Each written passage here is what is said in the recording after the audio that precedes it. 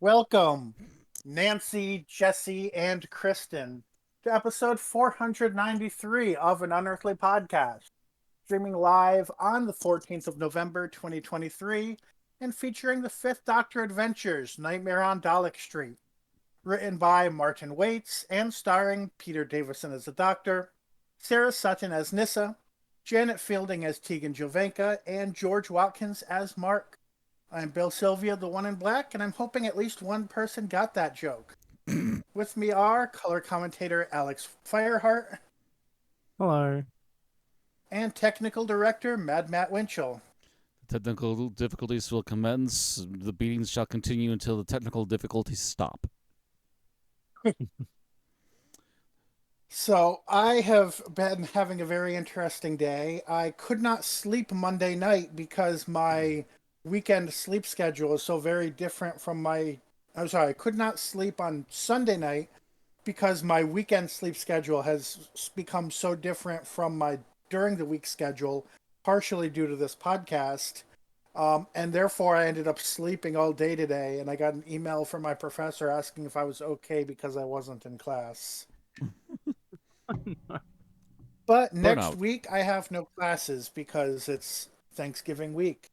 And this is a school that takes a whole week off for Thanksgiving because maybe people actually travel to come here.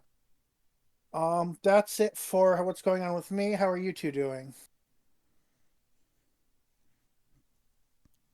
Um, Go ahead. yeah. Both silent and then both speak at Well, the yeah. same I think it was time. that we were waiting to see if the other would talk first. Like two people dancing around a traffic cone on the sidewalk. Yeah. Both too nice to take the last slice of cake. I guess the main things have been pretty slack mostly. Just work, video games, etc.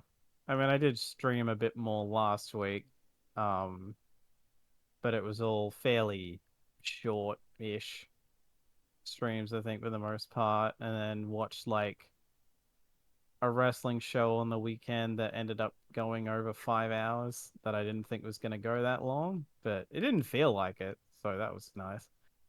Um,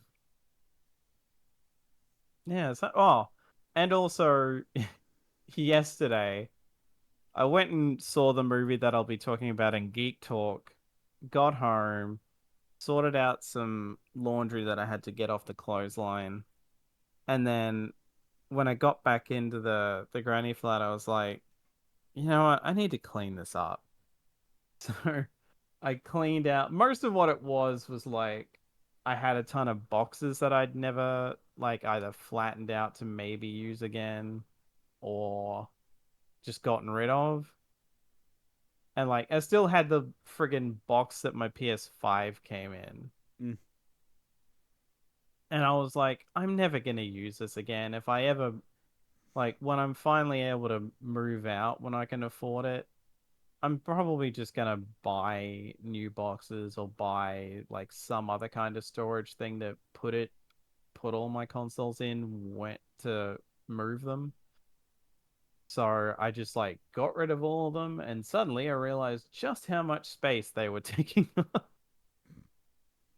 But it's weird because as small as the space that I have is, by the time I was done with that and vacuuming and having to lift up the couch to vacuum under it and stuff, by the time I was finished all that, this was like in the afternoon already when I started. It was like starting to get a little dark, Mm. and I was like, you know what? Yeah, that's it. I'll do the bedroom some other day. And then like after having finally slowed down for a bit and like all the popcorn and soft drink having worn off, I was just like, wow, okay, I am really tired all of a sudden. I don't know if I should admit this, but I will. While listening to you, I was thinking of doing housework, and I was about to be like, "Oh, what month is it in Australia?" And that's not how seasons work at all. Mm, But yeah. because I was just trying to figure out how hot it might be, And Oh looking up yeah. what month it is in Australia would not answer that question. Oh god, I don't know what it would be in. Oh, maybe it'll. Okay, it is apparently 86 degrees Fahrenheit where I am right now. Good lord, that's And that summer. Yeah, and that that's would and that would be with quite high humidity because I am in a very muggy part of the country. yeah, that's the kind of weather where unless I happened to have state of the art air conditioning Mm. system, I would not do any housework that my life did not depend on. Yeah, I mean, this was like after the. This was. I don't think it got up to 30 yesterday, but this would have been like late enough in the after. It was like after 3 o'clock, so it would have gone down somewhat by then. Um, Inter- but yeah, that's I that's was something that also. I also did not, Right. for some reason, think to drink any water while I was doing all of this, so my mouth is very dry. By the end of it, I ended up downing like probably like 1.5 liters of water. Mm. That in terms of time of day, that's something that I've been meaning to spend more time paying attention to because I often noticed in Ohio around like 2-3 p.m. was often the hottest part of the day, Mm. Same which here. was not something I ever expected because I always thought like noon is supposed to be the middle, is supposed to be the high point of the sun, Oh right? no no Yeah. no And no now no. right, so now I'm wondering how much that differs based on other factors, or if it is typically just later high sun than I thought. And I imagine Mm. daylight savings would play a factor in that as well. Mm, a little bit maybe. Probably. But no, I've always noticed right the last 3-4 years now that around 2 or 3 o'clock can usually be the high point of the Mm. temperature. Then it peaks down afterwards as the shade gets Yeah, longer. in Connecticut, I never paid attention because it was always just, oh, it's a high of 80 today. But in Ohio, I would start to notice I would leave at noon and it would be 60 degrees, or like leave at noon and it was 70 degrees. And then by 3 p.m., it was 80. And I'd be like, okay, I need to actually start figuring out when the hottest point of the day is.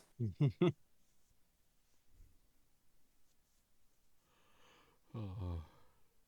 I think we're on to Matt. If you have any updates before we start the show. Oh gosh, trying to schedule things for Thanksgiving has been pulling hair, along with a few other Mm. things. It was my mother's birthday this last week, and we couldn't get the original plans to go, so we just went with going out for her birthday for lunch, me and her. And by the time we got back, I had needed to get dressed within about half an hour and need to go to work because I got called in.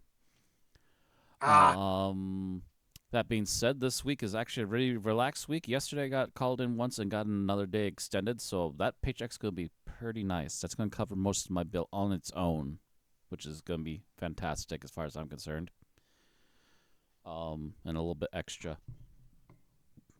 Excuse me. Um, Otherwise, been meaning to try and get around back to Thief because I really want to get that franchise done. I'm also kind of considering maybe just abandoning Kick because Kick just does not seem to be getting any kind of audience, and it'll be easier to just port stuff over from Twitch like I usually do. That being said, probably.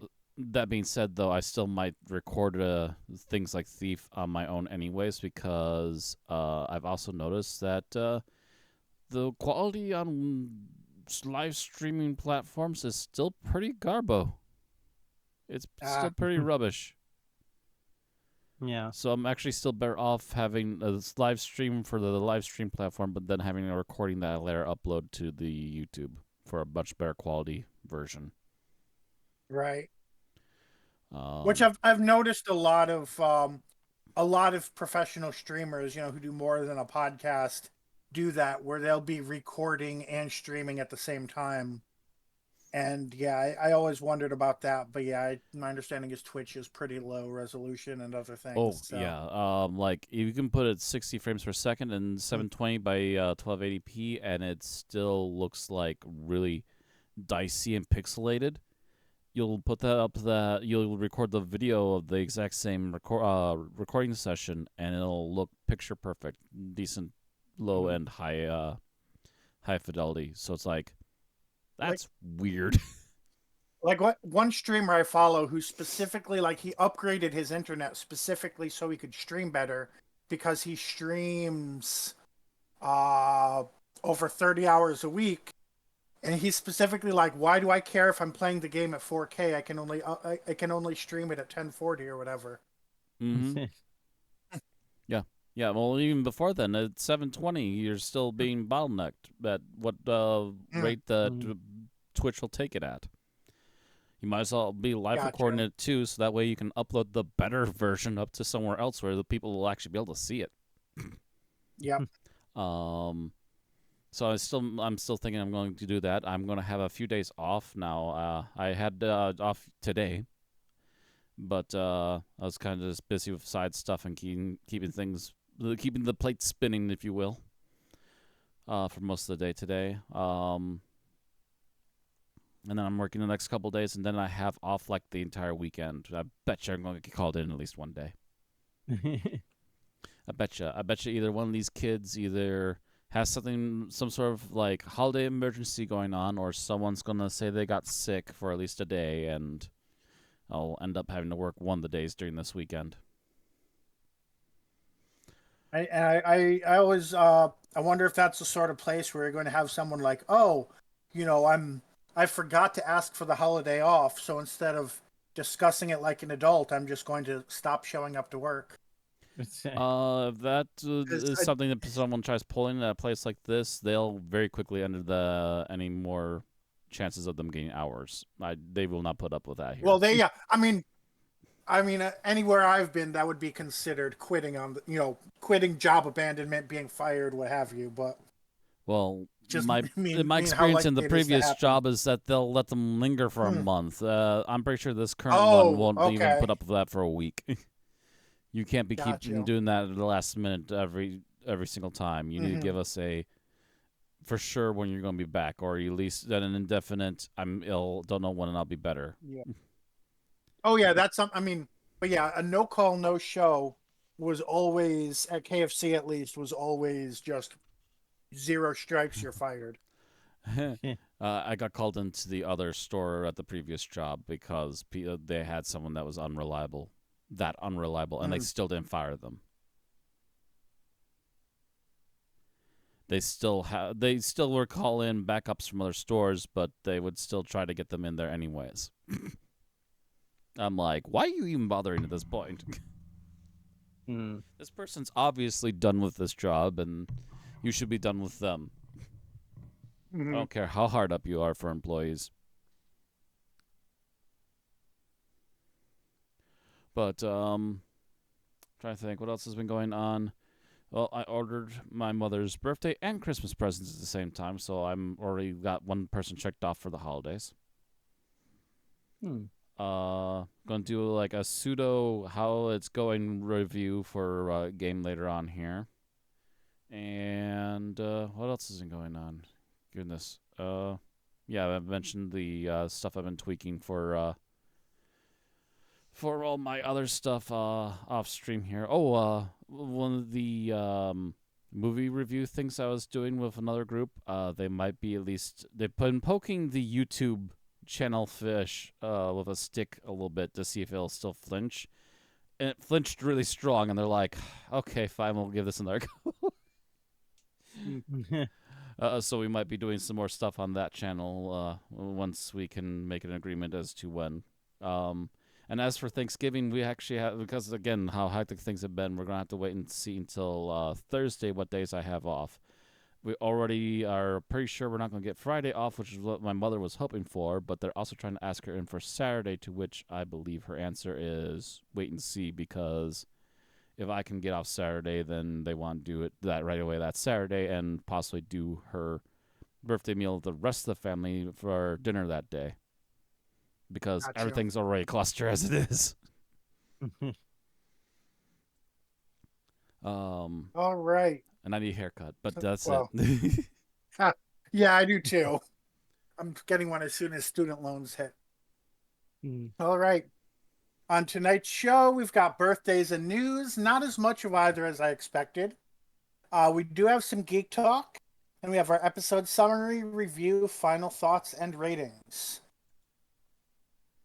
On to the birthdays.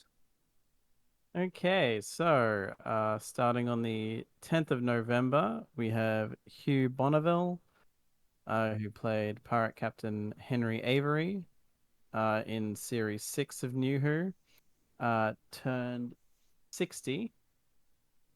Also on the 10th, we have Neil Gaiman, writer of The Doctor's Wife, Nightmare Silver, and many other things that we would be here all day if we listed them all, turned 63.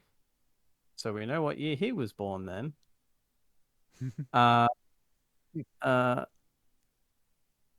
Also, and finally on the 10th, we have Claire Higgins, who played Ohila in Nightmare of the Doctor in Series 9, turned 68.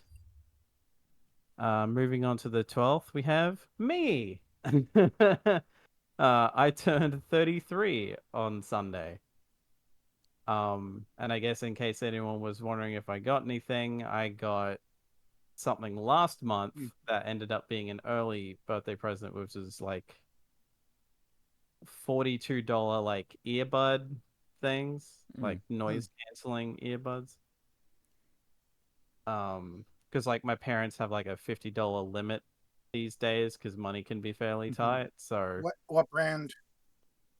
um I do not recall, but generally they'd be Gotcha. like, I don't think they were like a big name or anything, which probably explains why they were $42 and not like Right. over 100.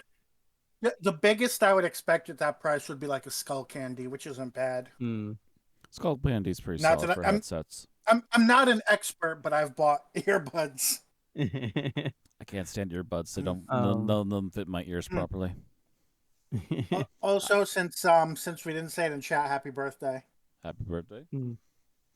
Thank you. But yes, God, and like I guess for people to keep track of my age, the thing that like I think it only occurred to me recently that's like, oh, I always go about it in kind of weird ways, but basically ever since the year 2000, all you basically have to do for me is take the last two numbers in the year and add 10.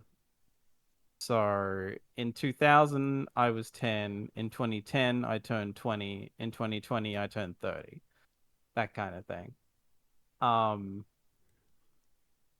in any case, moving on. Also on the 12th, we have Paul Margers. I'm not entirely sure how to say that surname, so apologies if I got that wrong. I think in the Big Finish interviews they pronounced it as Paul Mars. I'm not sure where the G goes, but I'm guessing that's either a Welsh or a Celtic thing. Yeah, that wouldn't surprise me. The back of the throat. Right. So yeah, Paul Mars, who is Where's the Miles writer when we of need him? who is a writer of 16 Big Finish stories, has turned 54. And on the 14th of November, we have Russell Tovey, the narrator for Doctor Who Confidential for Series 6, and Alfonso Frame in Voyage of the Damned and End of Time, turned 42. Alonso. And finally, also on the 14th, Paul McGann, the Eighth Doctor, from both the TV movie in '96 and quite a lot of Big Finish, turned 64. So happy birthday to Hugh, Neil, Claire, Paul, Russell, another Paul, and me. Alrighty. All right, that brings on to the news, and for some reason I forgot to reopen all of these before it got to me. All right. So first off, we have some news on the 60th anniversary specials. Come on, there's not much time for news. They're coming out in 11 days here. But we have some casting news, courtesy of Doctor Who magazine via Cultbox. Dara Lal, who plays Fudge, which appears to be this young child. First appeared in a comic strip, Doctor Who and the Star Beast. So that makes me wonder, is this story an adaptation of that comic? Because obviously this isn't meant to be a character who's been alive since 1980. Yeah. And obviously Doctor Who and the Star Beast has a very similar name to the Star Beast. So this might be an adaptation in the same way that Dalek was an adaptation of Jubilee. Right. And Human Nature Family of Blood was an adaptation of a novel. Oh yeah, here we go. Yeah. Copying image. I'm going to share this with you guys in chat. Okay. I just looked up Star Beast comic, and boom. Ah. Well, yeah, that definitely seems like a direct. Yep. reference. So they're keeping the character, they're slightly rewriting it.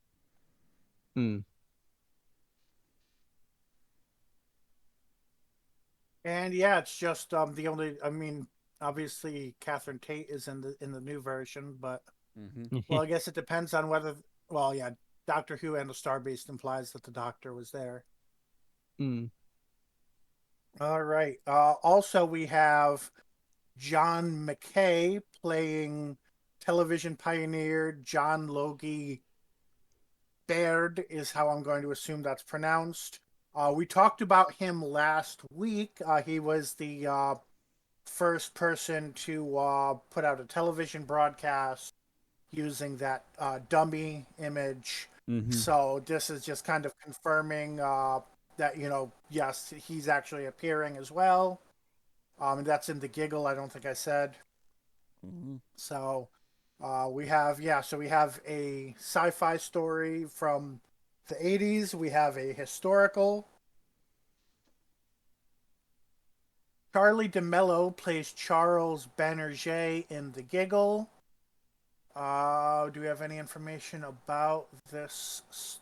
I've been kind of skipping over the little interview blurbs because I can't just sit here and read an article on the air. But yeah, it doesn't really say anything to help us know where to know McKay from. Apparently, Charlie DeMello is from Coronation Street, but then again, how many British actors aren't? Either Coronation Street or EastEnders or or Doctors or all of the above. Yeah, or Casualty or. Surprised Zedcar still isn't on the list. I don't know. I don't think it. I think Zedcar think there's a current interpretation of it. Yeah. Yeah.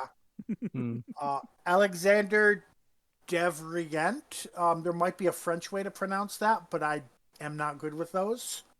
Plays Colonel, or I think the British way to pronounce it is Colonel Ibrahim in The Giggle.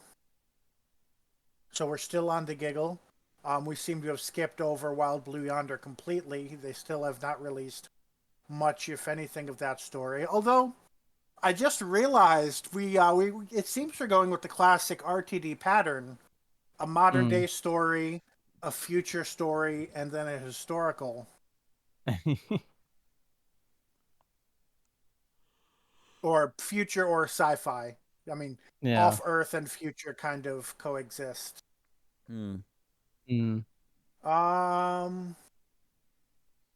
So they mentioned that even though the character has the name Colonel Ibrahim, he actually isn't given that name until.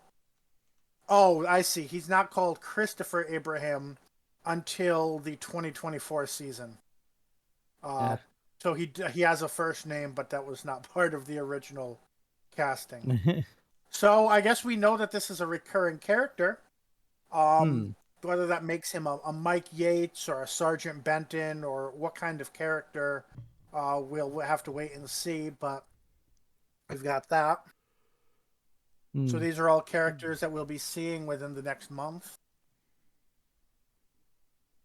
Possibly. All right. And then speaking of the specials, this is a simpler piece of news. The Star Beast will be airing at 6:30 p.m.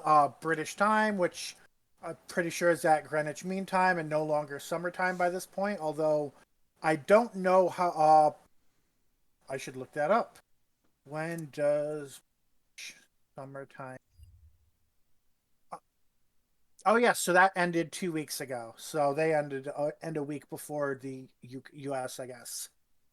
So yes, so 6:30 p.m. Greenwich Mean Time is when the Star Beast will air on BBC One and BBC iPlayer. Unfortunately, they have this thing where they like to watch it first before letting the rest of the world watch the episode. So it will not be airing that early anywhere else. Of course. And that's Yeah. on the 25th, which we discussed last week. Just saying that so someone doesn't think I'm implying that it's tomorrow or something. All right, our next bit of news. We're skipping forward a full year, slightly over a year. This is for the 2024 Christmas special, which I don't think that's said in this article, but Coltbox's version of it said that.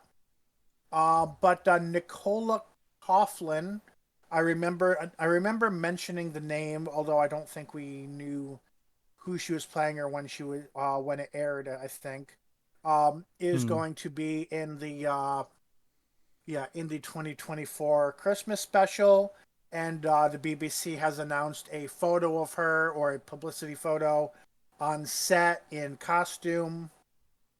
I think that's really all we know about the character, is that she's in this looks kind of like a flight attendant sort of thing, or like an usher more likely. That sort of role, an usher type character. But we don't really have any other information. Alrighty. All right, moving past that, I could open up the right window. We have our first look at the colorized version of the Daleks, which should be going onto BBC iPlayer on the 23rd of November. So what do we think of these photos here? I always thought that the Thals were in yellow outfits, but okay. Blue I think at the apparently. very least, I think the set photos always had the actual photos used when they took the black and white footage was always yellow, right? I don't recall for sure. I'm not sure if I actually saw Mm. actual color photos from the original Dalek. I've Mm. seen plenty of photos from the movie version where they're dressed in yellow. That's fair. That's fair. Oh, maybe that's what I'm thinking of too. Maybe, Because yeah, yeah. the color version we've always seen was yellow. But Mm-hmm. looking at this lighting, I could see why they wouldn't want yellow, just because the photo of wait, is that a Thal or is that might actually be Ian? There's a Thal talking to Susan. It is a Thal talking to The Susan. third one Okay. in because I he's was got like, blonde wait a hair. second. Oh no, Ian. That's right. Ian has dark hair. Yeah, that's okay. So my first instinct was right. It was a Thal. I shouldn't have second guessed myself. But he, like, in that lighting, his skin looks very bright, like yellow Yeah. green almost. So having any sort of like yellow clothing with it would kind of mesh oddly, whereas the blue stands out. Mm, depends on what they would done with it, but I suppose. Hmm. Also, that especially now, yeah, but that stage dressing, it really looks like this is a stage production more than for Yeah. TV. Yeah, looking at that Mm. now with color added to it and a little bit possibly fixed for higher definition. Yeah. Yeah. Which Which, is on one of that the note, it's almost a shame we can't do they can't do the Web Planet colorized, but they would actually need to find it first. because like it's one of those things where I feel like even some production um people that worked on Classic Who back then have said that like sometimes they would just be told to like, oh, don't bother giving it color. Who gives a crap? But other times the production designer or whoever would be like, no, no, no, no, no. Like, I don't want this to be like, I want this to still feel like a proper set, even if it's just going out in black and white. Like, you look at like color behind the scene photos of the war games, and like, there's some really very 60s color schemes going on. It's like a lot of oranges and stuff in certain places and whatever, but you know, it doesn't come through on that, but the actors would have seen it at least. Right. But yeah, and it's also just like some of this stuff was just not meant to be seen in color. Some of it. Yeah. Some Or of in it, some of it was just HD, dressed up which is so it would show up right in black and white. like these photos are a lot higher resolution than TVs in 1963 were. Yeah. And I mean some of it makes it look almost like the movies. But then some of it almost looks like, have you ever played a video game or something that's meant to be seen on an old CRT TV in low resolution, and instead you're playing it on your huge screen modern day Yeah. 4K TV, and it just doesn't like it doesn't look right because Yeah. it's not made to be seen in such high quality. Like that's how I feel looking at some of these. Like it almost looks less real because it's in such high definition. Yeah. Well, It's I like think when some of the color someone choices don't help it either. To be fair, like those Yeah. controls by the Daleks, it's like, why would the Daleks need bright yellow circles? Yeah. It's like I can remember someone like geeking out over a thing they did where they released like 4K releases of like the early Hellraiser movies or something. And I was like, now you'll really be able to see the trolley they're moving the engineer on.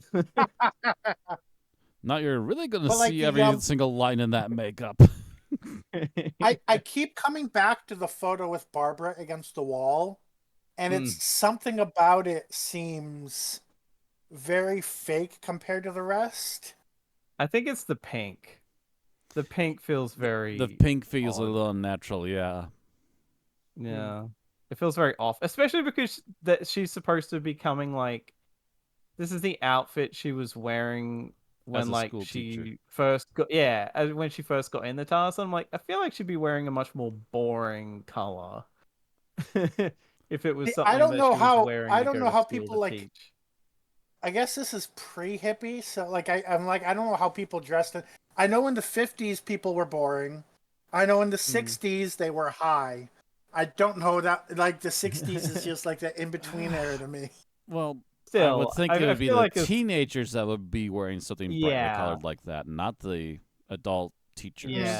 yeah. Not the teachers that are supposed to be kind of fussy. 70s Then again, teachers, also yeah, maybe. Yeah.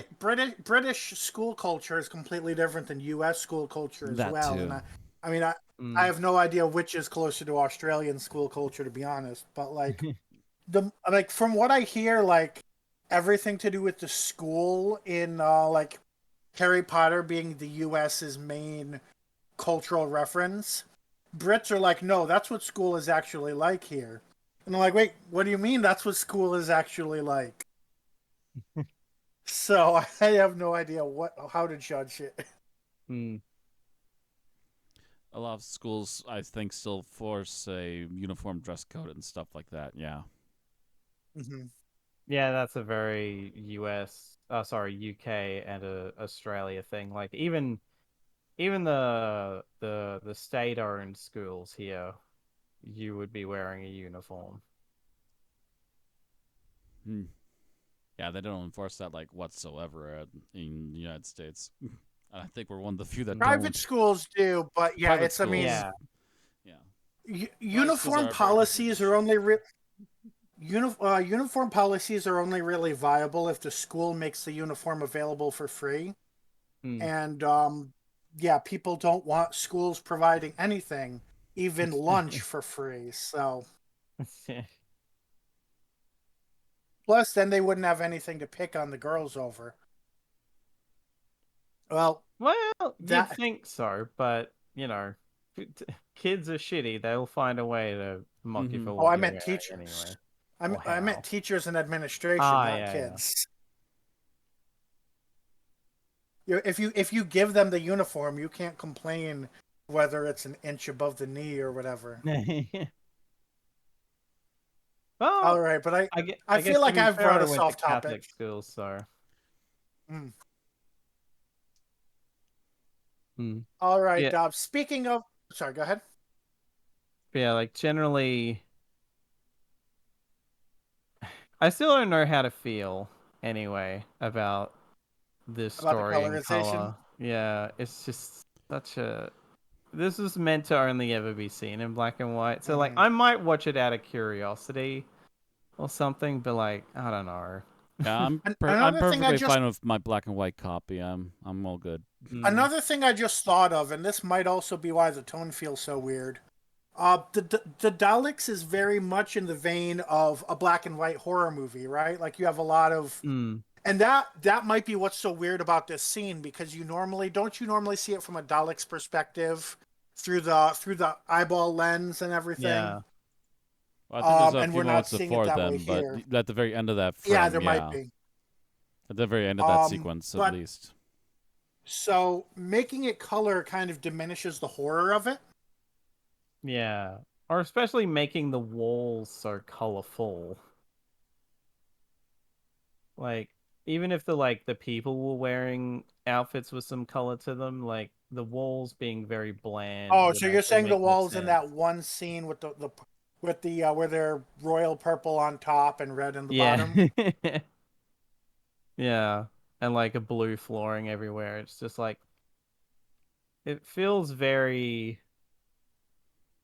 Yeah, those I don't might know have what to been the compare colors it of the to, but actual sets, but that was probably. because like that was all intended to get the right gray tone to the camera, not Yeah, yeah. to be exactly intended like that. Mm.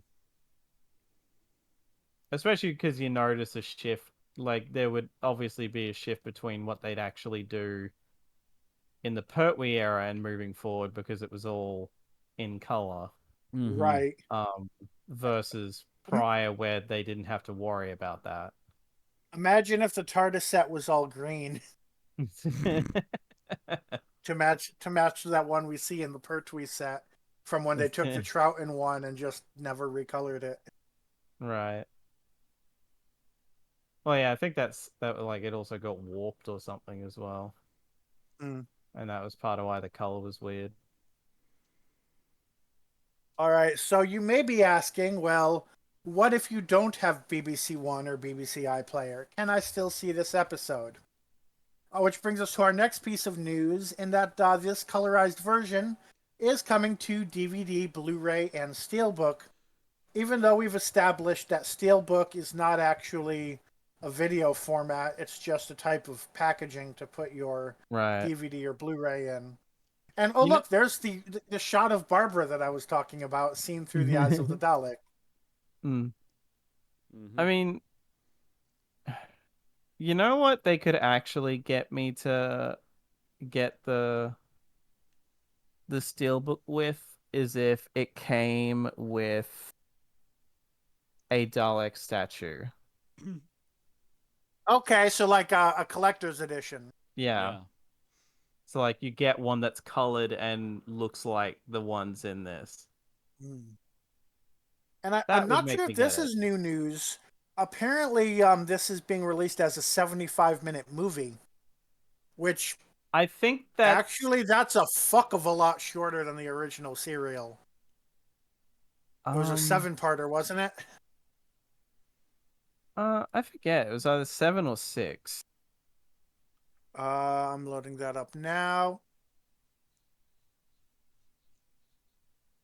It was a 7-parter, Okay, 7 which Jesus, those episodes, means tiny it would have 25 been minutes each. at least it would have been double this length. Hmm. Hmm. So I don't know if they're releasing it as a 7-parter and a movie, or only as a movie. They do say it's to appeal to today's modern audiences, which makes sense. If you're somebody who wants to see the Daleks in color, you probably don't want to sit through a 7-parter. Well, So see, that's Go watch the Doctor also, Who movie at that point. You've already butchered it. yeah, like seemingly the idea is that it's being aired on BBC 4 on the anniversary, so I guess maybe that's why it's cut down, and like maybe they'll have a thing where like the DVD Blu-ray will have like the full thing as well as the 75-minute edit. But yeah, so maybe it was like they had to. Maybe it was like a BBC mandate where they were like, we're not gonna air an entire 7 episode serial Mhm. on modern TV. Right. Where it's like I would put up with it, but you know they think a lot of people won't, and like friggin' hell, I'm 33. So I'm annoyed. the So, black and white version is in 7 parts. yeah. But it doesn't. I'm not seeing any indication of whether the color version is. Because yeah, I guess it's a question of like, will it purely It be might have also just just been cheaper. right? Yeah, there's also that. Half the colorization to do. Yeah, yeah. It does make me wonder if it's a matter of like maybe the DVD Blu-ray release will have the full episodes, or if it is just going to be like, no, it's just going to be the 75-minute version. So anyway, the in the UK, this will be available on February 12th. In the US, it will be available at some later date, which has not yet been announced. Although if you pre-order it, it's only returnable until January 31, which I'm guessing is just a placeholder date because you can't return it January 31 if it doesn't come out until late February or later.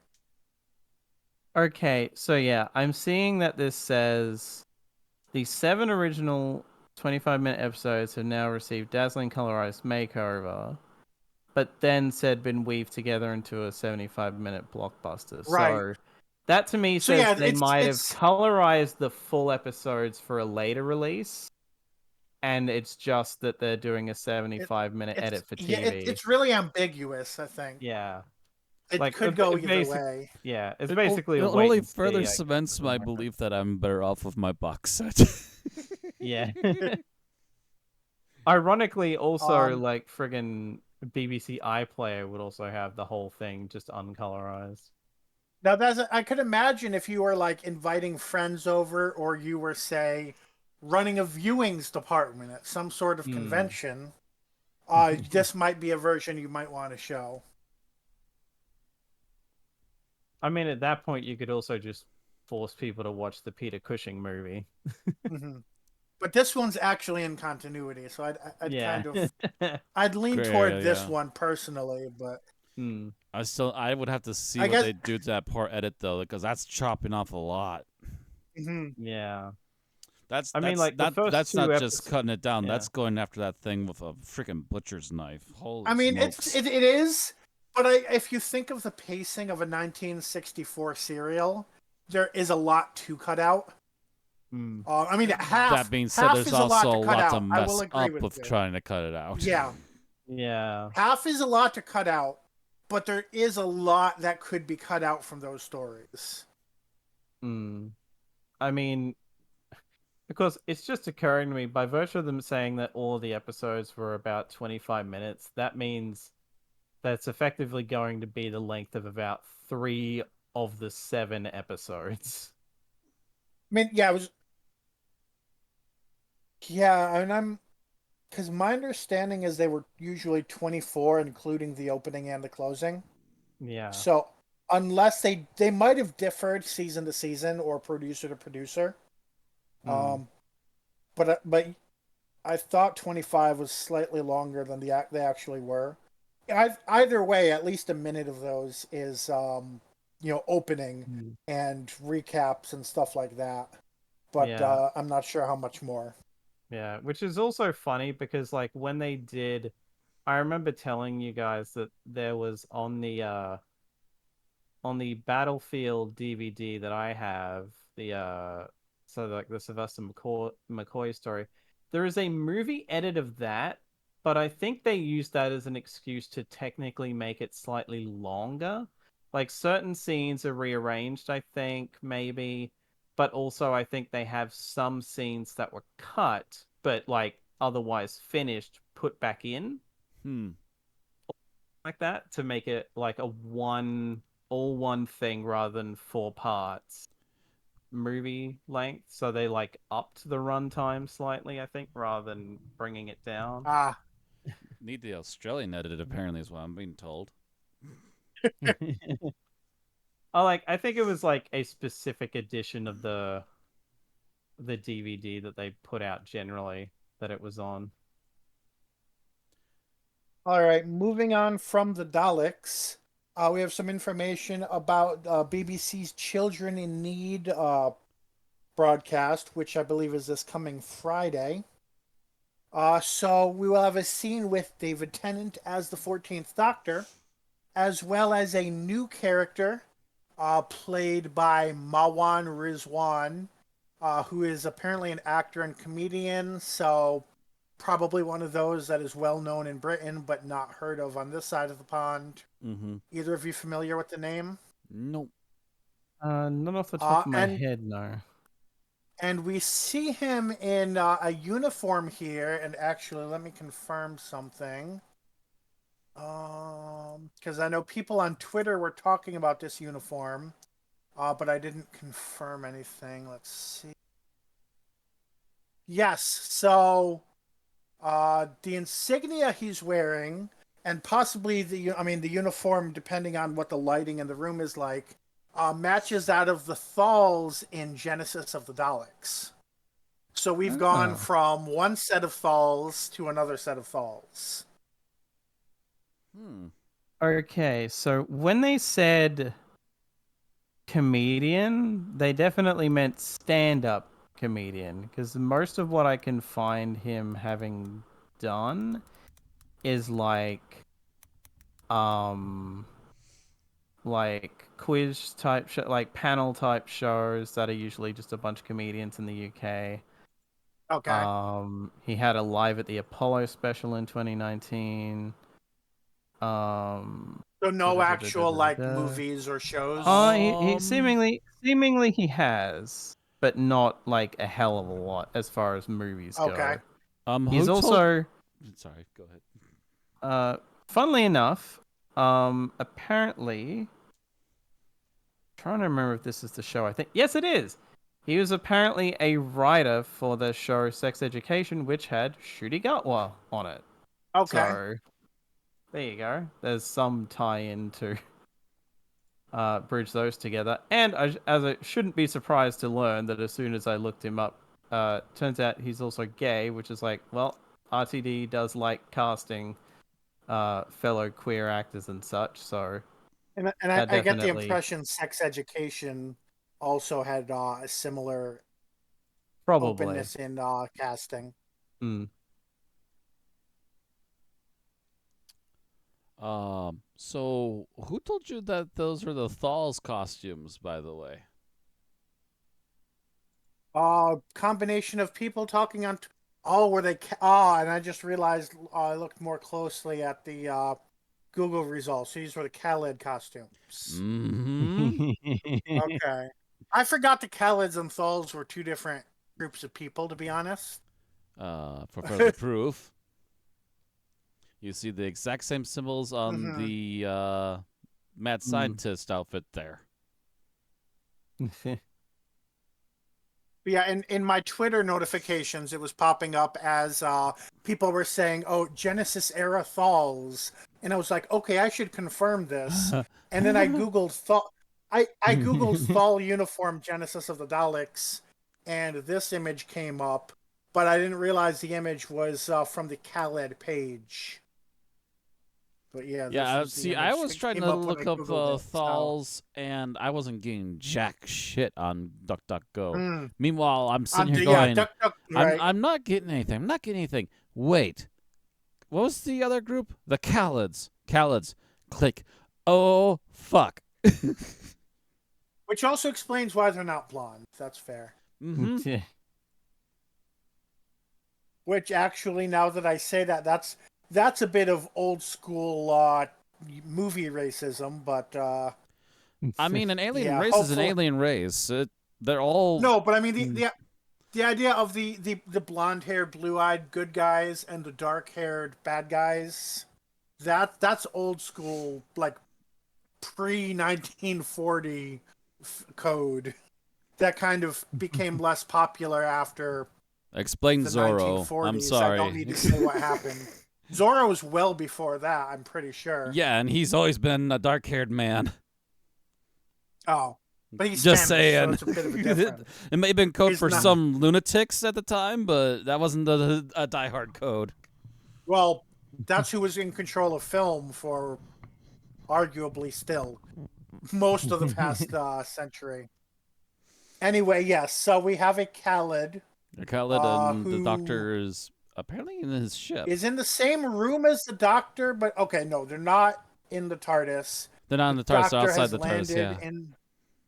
And the doctor looks like he's operating on a Dalek. Yeah. Interesting. Interesting that all three of these things are in the same room and still possibly breathing. Yep. And yeah, it does. So I guess we're not going any years without a Dalek. If you have a Not yet. whiteboard, you can go back to 0 seasons without a Dalek episode. And look, let's see. Children in Need viewers will also get a glimpse at the creation of the scene, so like a short behind the scenes, I guess. Yeah. As newly announced companion series Doctor Who Unleashed, so that's a new version of Doctor Who Confidential, will feature a special treat as part. Okay, so it's basically they're having a mini Doctor Who Confidential as along with the Children in Need special, so that's fine. And that's all we have to know here. So, yeah, Mawaan Rizwan as a Khaled alongside the 14th Doctor. And I think that is our last... Yes, that is our last news article. Moving on to... Oh, I accidentally did not delete one from last week. Hopefully you didn't... Oh. Yeah, sorry if you opened that as news. That was from last week. Not sure. Our last bits of news are Big Finish, Torchwood Whodunit, written by James Goss and starring Sean Parks. Who is Sean Parks in Torchwood? Not anybody I think ever appeared on screen. Big Finish is gonna Big Finish. Right. Their expanded universe of Torchwood. And that came out on the 7th of November. On the 9th of November was War Master Rogue Encounters, written by Tim Foley, Roshana Patel, James Goss, and Scott Hancock. So I guess that's 4 stories. Starring Derek Jacobi as, of course, the War Master. And that is the end of our Big Finish news. Which brings us on to Geek Talk. I will add very quickly that just like the week before, they've released a Torchwood thing that had someone who turned out to be in the Impossible Planet and the Satan Pit. Oh, is that so, it? Like, that's the captain. I googled the name and I was like, hang on, that looks familiar. And then Okay, that's who Zachary that was. Crossplane is who that actor's playing. Now, so are they just retconning that entire episode into having been a Torchwood crossover? Apparently. Or just for some reason bringing those characters into it. One way or the other, Although actually, that was series 2. They may have had a Torchwood logo somewhere as foreshadowing that we just didn't know what it was. Maybe. I don't I remember would have to Torchwood. I rewatch the recall there was a bad episode. wolf thing there. But No, Bad Wolf was series 1. yeah, I still think they had a Um, bad wolf or something in there hidden for a moment. but like just knowing series 2 without having watched it in a while, there may have been a small hint that was easy to miss that they were affiliated in some way with Torchwood, but Yeah. that most of us, including myself, would not have noticed. So I would have to rewatch the episode, and I'm not doing that right now. Right. But Yeah. that might be the justification, if so. Yeah. So, Anyway, Marvels. Yep. yep. Geek talk. It's funny because I ended up seeing this on a whim mostly yesterday. Originally, I was intending to uh get someone I know that I've started chatting with recently to watch Captain Marvel and then watch Miss Marvel with me and then go see this. Funnily enough, in hindsight, I don't I think I noticed you would did have. not say Secret Invasion. Um, Honestly, I haven't seen that, and I don't know if it would have tied into this or not. Supposedly it's And supposed to. It's to be I've seen honest, it referred to as a prequel, but also as very bad. I have not seen it though. I mean, the main thing I remember about Secret Invasion is people saying they used AI shit in the intro. Yep. Uh, what I came out of this movie with was the fact that you could honestly have not seen Miss Marvel at all, and they nail the character is so distinct in the whole thing and whatever that the fact that I haven't got around to seeing Miss Marvel yet is like, again, I decided on a whim and I hadn't seen it yet. I'm behind on a lot of stuff, not even just MCU stuff.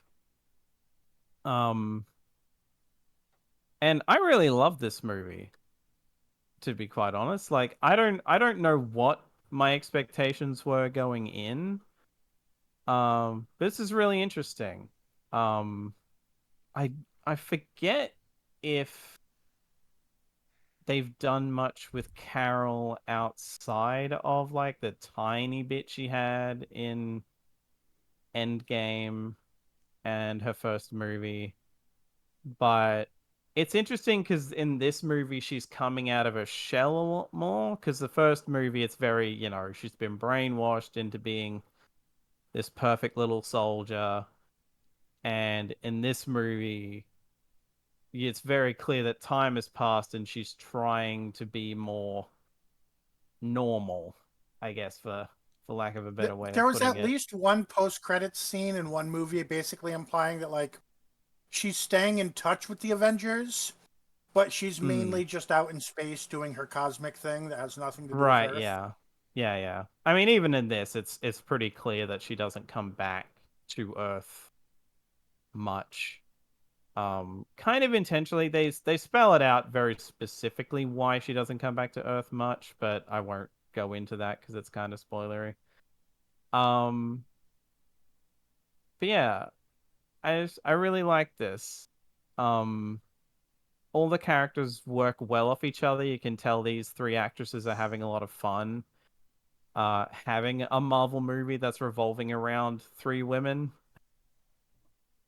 Um, That is super interesting because four technically, I've I guess, because the main villain is also a woman. uh, Um, I've mostly been avoiding reading stuff about this because I want to see it. mm, But I've seen and I mean I don't even remember where these quotes came from. So, whether they were like the typical incel types or whether they were sincere critics, I have no idea. mm. But I've seen people basically saying that if you watch the movie, it looks like I don't want to butcher the actress's name, so let me just Im, uh, Iman Velani.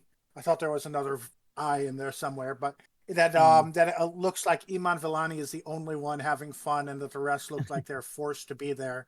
So the fact that you say exactly the opposite is super interesting to me. I mean, I mean, like I that's mean, the and actress obviously the playing characters, Kamala, right? I right? mean, part of that, yeah. I mean, part of that is Yeah, the character personalities. She's probably the only right, character who's having fun a lot of the time, but people should right. hopefully be able to separate that from the actresses, unless they have no business voicing an opinion about a Yeah, movie. like Kamala Khan is a fangirl, and she's a fangirl for Captain Marvel, and she's meeting Captain Right. Marvel, so she's like, "Oh my God, this is amazing!" Like Yeah. most of the time.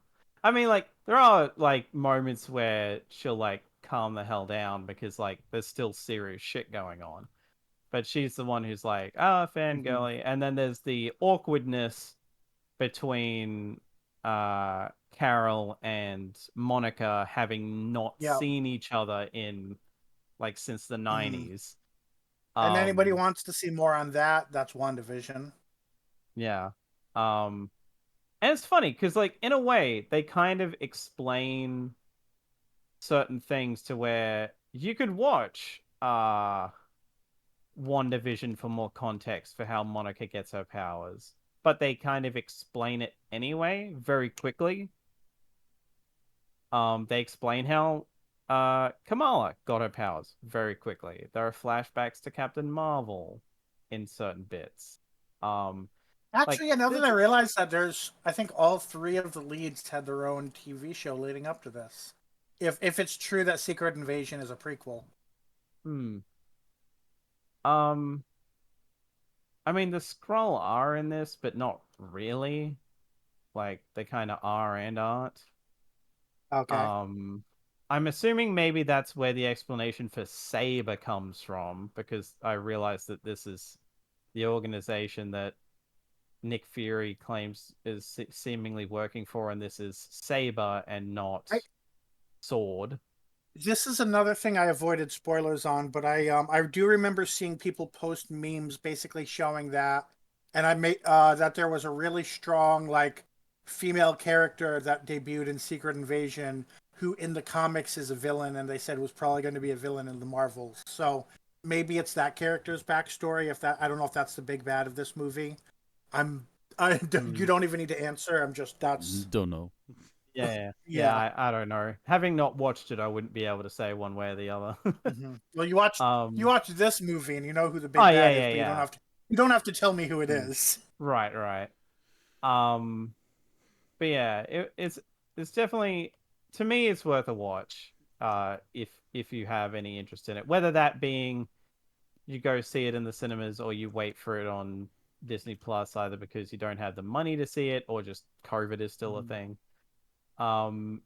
I will say, I think this was also the case for Guardians 3. I forget because I saw that back when it came out, and it's been most of the year since. But this has no post-credit scene. There is the mid one after the stylized credits, and then Hmm. after that, nothing. Okay. So it has I the sorry, the old school type of post credit, but not the double. They're doing yeah, mid-credit scenes now. Gotcha. Yeah. yeah. I mean, like the thing was, some of them would tend to have like a mid-credit and then a post-credit. In some cases, the Yeah. When post-credit it would got be jokey or when post credit something. scenes were at the height of their popularity for sure. Yeah, but either they're scaling back on that, or just the director of this one was like, "Nah, we only need the mid one." um, so yeah, I think that's about all I've got. But yeah, I would say this is definitely worth checking out. Alrighty. So I'm gonna talk now in brief about a game called Halls of Torment. So I assume a lot of you have at least heard of the Vampire Survivor game. Yep. Take that, On this podcast. take that game, that concept and everything, and instead of it being a Castlevania bullet hell survival game, make it Diablo. It's a very similar, like 3D but still motion capture looking thing, and it's also still top down. But a lot of the art is very heavily inspired by the original Diablo, like 1 and maybe a little bit of 2. And the characters are very like grim dark fantasy. Like we have a swordsman who is like barely got half his armor. We've got an archer who's all decked out in leather armor with a bow and arrow. I've seen a dark paladin, a alchemist, and I think there was something else I had unlocked. I can't remember what they were called, but they essentially could use like golems and stuff like that. So a lot of weird, interesting classes you don't normally always see either. The game is still in development, but they are taking critique very quickly. As a matter of fact, they did do an update that people, for whatever reason, didn't like a lot, and kind of reversed some of the stuff because apparently the critique mainly was that the game became too easy with the update. People still wanted it to be at least a little bit challenging to get everything unlocked, and that's one of my big things about this game is. So for me, one of the things that got me out of Vampire Survivors was the fact that you're mostly spending most of your time achievement hunting, and the achievements are really obtuse and really difficult to get. Halls of Torment not only wants you to get those, but will flat out state very obviously how you're supposed to achieve these goals. Whether it's a character getting a certain level, finding a certain thing on a certain map, killing a certain number of whatever type of minion inside of a map, etc. Very straightforward, because what you're doing is you're not only just getting like achievements to achievement farm for your game. The achievements are also in-game achievements that unlock things. So they'll unlock new spells, new abilities. They'll unlock new power-ups for all your characters, or at least the main character you're focusing on at the time.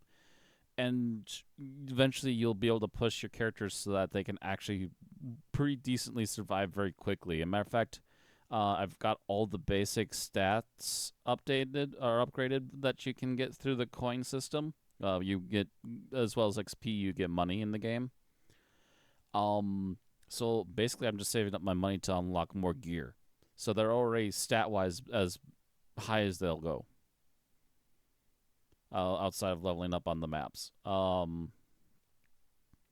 the fact that these achievements not only count as like your normal game achievements, but actually are your unlocks in the game for progressing through the game and defeating things and doing certain tasks with said characters is, I think, a really nice touch and way outdoes what Vampire Survivor does, because Vampire Survivor just feels like an unnecessary constant grind.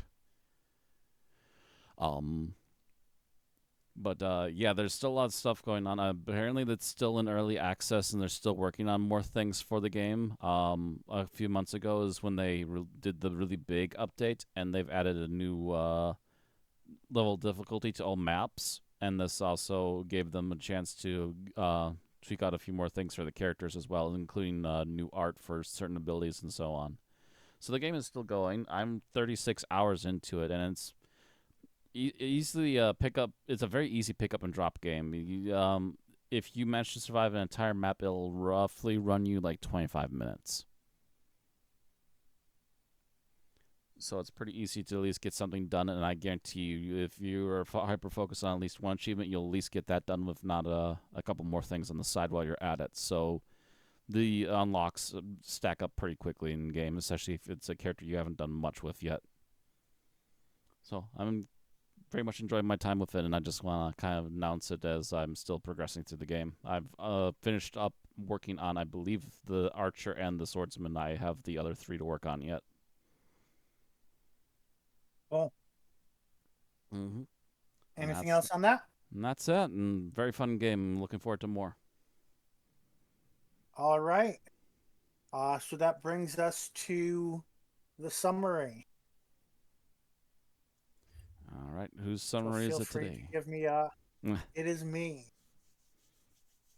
All right. Feel free to give me a countdown. Yep. All righty. So 3, 2, 1, go. All right. The Doctor and crew are in the TARDIS, and Mark seems to collapse, but first changes the coordinates. The TARDIS then emerges into a mining rig, and the doctor and the others go to put Mark into one of the rig's sleeping pods so that he can recover from whatever is going on. They remark that it couldn't be the Cybermen because they would have taken over him earlier and the actions would have been more obvious.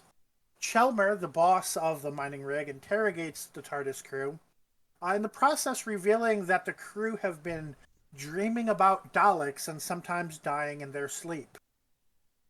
Meanwhile, Mark is in a dream world with Jez and Foster, two of the crew, on the rig. Foster is captured and in the process of trying to save her. Jez is killed. I guess the backstory is not super relevant. The Doctor then goes into the dream space to learn the Daleks' plan.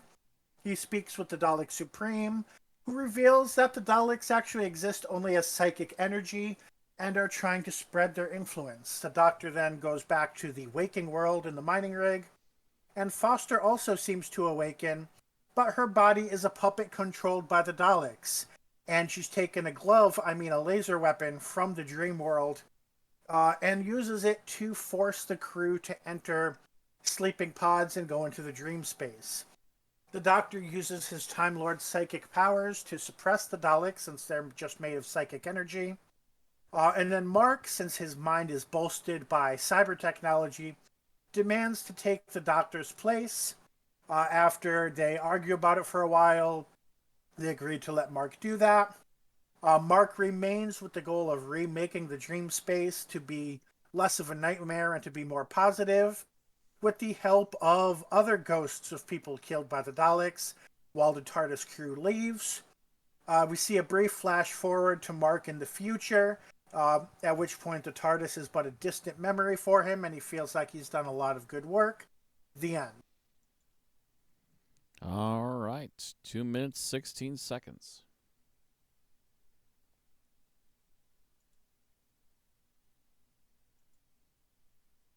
I only managed to put one Nightmare on Elm Street joke in there because there's no boiler room. But there's a lot of leaking Although, water. yeah, I was going to say the dreamscape is seemingly described as like a more run-down version of the rig. Also, since there's no super place to put this in the review, Alex and actually all three of us were talking in Discord chat about the continuity of this episode being somewhat unclear, because in the first episode we covered, The Lost Resort, they implied that they had picked up Mark in the months following Adric's death, meaning it was before Time Flight. But last episode, they mentioned Tegan actually changing clothes, which doesn't happen until after Time Flight. And also in this episode, Nyssa knows who the Daleks are, but Tegan doesn't. But it's possible that people on Nyssa's world knew who the Daleks were. Yeah, It's that's just my very assumption. confusing. Or like Right, even and just her specifically because she was learned. So she might have found out That about them too. through that. Mm-hmm. My assumption is that maybe a dog tried to land on their planet, and much like the other evil aliens before, it got frozen and turned into a plant, more or less. Yeah.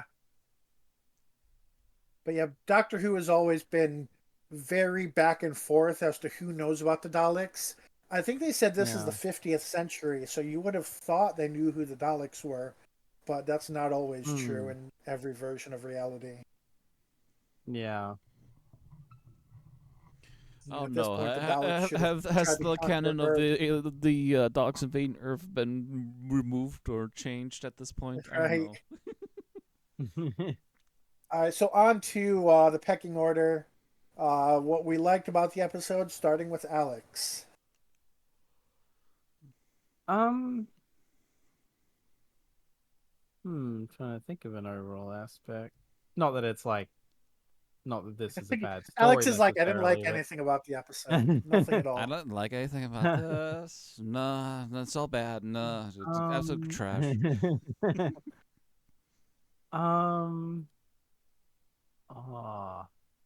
I feel like I had something and then it slipped. Um, I guess I'll just go with the acting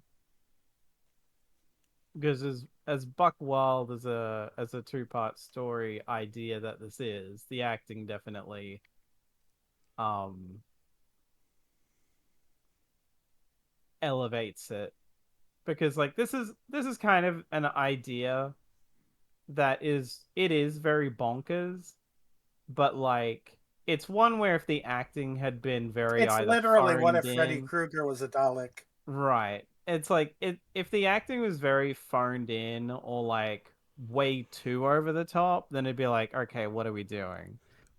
But because most of the actors are, well, I say most of all of the actors are taking this fairly seriously, it like it lets you just kind of go with it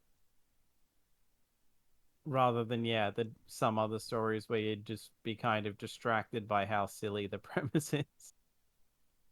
And anyone in particular, either the main cast or Um, the one-off cast or a specific actor? I guess I'd say Mark, and that might just mainly be that the actor knew that this was going to be his final time in the role.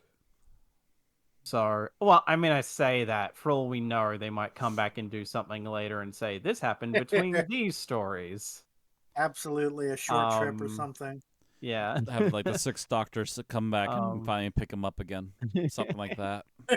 yeah. Um, but yeah, it's like effectively, as far as we know, and the actor does other stuff in Big Finish anyway, so the Mm. actor's still going to be around.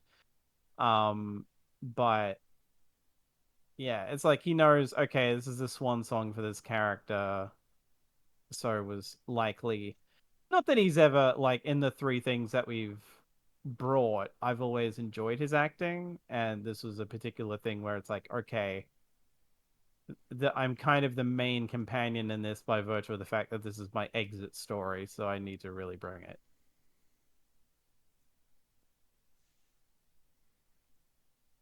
Okay, Matt. I'm gonna say in general the character writing was really solid. The acting definitely helps because you need people to take what you're given seriously, but you need to have the actual writing for the characters to be believable. Otherwise, again, this could fall into territory of very silly, and very dumb, and just becomes clown shoes to listen to.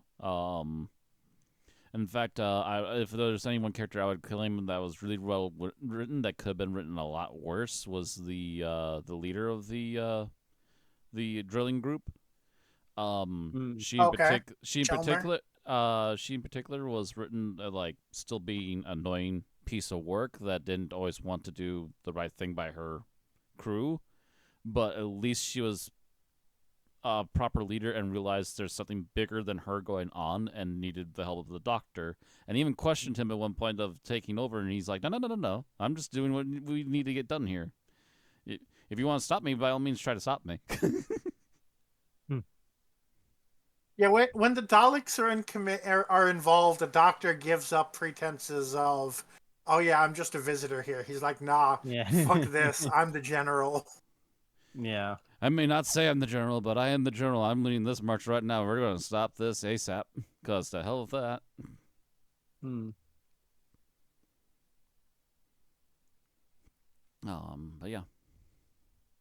But in general, So I just really think, good character direction. right, yeah. So oh yeah, another character that's well written in this, and I think it goes to a lot of what Alex said as well, is Mark fits that as well, right? You really see you see a lot more of not to be ironic with the cyber parts, but the human side of Mark, right? He's really getting Hmm. involved with the people, and Mm-hmm. has the chance to portray some emotion that he might not have gotten the chance to in other stories. Hmm. um so what I liked is, well, the Doctor Who has always had stories that are basically what if X horror movie but in Doctor Who. Now granted, a lot of those were in the fourth Doctor era. But we're, Tom is not one who's ready to be running away from Freddy Krueger at this stage of his life. Um, So in that vein, it's nice to see a modern horror movie. And yes, by Doctor Who standards, Nightmare on Elm Street is a very modern horror movie. Even though it's 40 years old, that's Hmm. still 20 years newer than Doctor Who, Yeah. uh, and newer than many of the homages I just mentioned, for that matter. Mm-hmm. Right. So it's nice to see them saying, okay, we've done What if Frankenstein but Doctor Who, What if the Mummy but Doctor Who, Hmm. how about What if, Nightmare on Elm Street but Doctor Who? And there are flaws in this, and I think it could have been more fleshed out if it were a longer story. But I like the idea that they were willing to go there, and that they were willing to Hmm. put the Doctor in this situation of needing to figure out the rules and to solve it. Hmm. And I guess it's very fitting to use that as a basis for a what if this but Doctor Who, because it isn't Mm-hmm. a franchise that got started in the 80s, and David Davison is an 80s Doctor, so Mm-hmm. Right. Actually,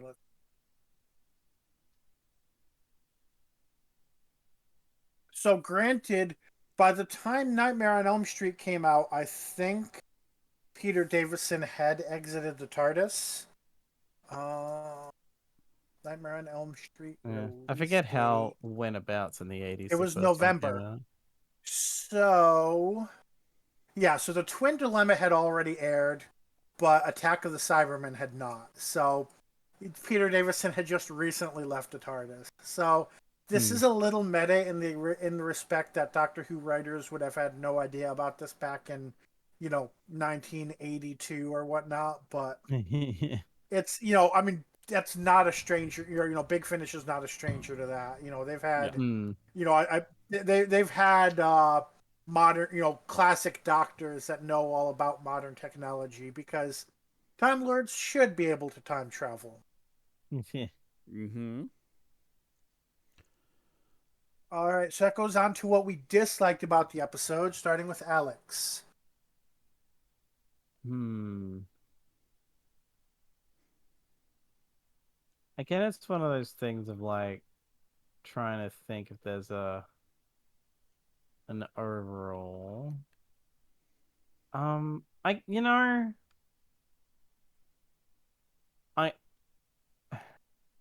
I don't know how, so this is very nitpicky, but it feels weird for them to bring up all of this stuff of like the sort of anti-capitalist stuff and then go nowhere with it. Like it's just kind of a background detail that feels like in another story this would have had like been what the story revolved around. And then someone decided, no, we're going to make this a Dalek story instead. And so that shifted, Hmm. but they kept the other details, which I doubt was the case. But it feels like a Mm. bit of an afterthought detail to be very. It almost feels like To be this fair, could I have think been they've had like. similar ideas before in Doctor Who, very similar stuff Right. Yeah. before. I So I mean, think they're this just does. hitting on notes of that, if nothing else. Yeah. This definitely felt like if this wasn't a Daleks story, that this would have been in the vein of like the Sun Makers and Oxygen or something Okay. Mm-hmm. like that. But like because of the Dalek stuff, the anti-capitalist stuff comes up, but is never goes anywhere. And I don't Yeah. know, maybe it's just because I of don't mean to where I interrupt. am Go at ahead. my life now that I'm like I kind of want them to go somewhere with it, but because we're in a Dalek story, we can't. And to be fair, this is a two-parter, and I don't think you would have been able to justify making this longer by adding those aspects in more, but Mhm. so like this story fits the length, but it's also like I almost kind of want to see the alternate universe where this was just effectively the sun makers on a rig. So on one hand, I think that might have just been in there to be like, yes, this is, a kind of a Sayward era, like capitalism has fucked the world over. That's the general tone of Doctor Who at this era type Mhm. of feeling. Mm. On the other hand, when they first started talking about the sleeping pods and the rig and having this captain who was yelling at them, my first thought was, oh, is this like Alien? And I'm wondering if that was partially intended. Because Maybe, Maybe, also, like yeah. when they maybe said again rig, I didn't too. realize they meant like a rig that was like on a planet. I thought it was like a spaceship that was out going and doing Right. stuff. Until they mentioned you're from off world, and I was like, oh, I thought Yeah. we were on a Oh, ship. but Like, before why are That's then there they true. already sleeping pods? before then they already mentioned that they were in a building and not on a ship. Oh, Mm. I You must must have have missed missed that that one. mention then. Yeah. I mean, Yeah. They. I mentioned I was talking in the chat, like I was trying to like focus my attention because I was forcing myself to get my ass up and listen to this story and stop like lying in bed. So it was definitely an To effort, be not fair, because of the quality of the story, but it was just an effort for me to get my ass paying attention to the to story. be fair, today outside of getting like keeping an eye on certain things, it's also been a very lackadaisical, like I want to take a nap kind Mm. of evening. I was very effective before noon.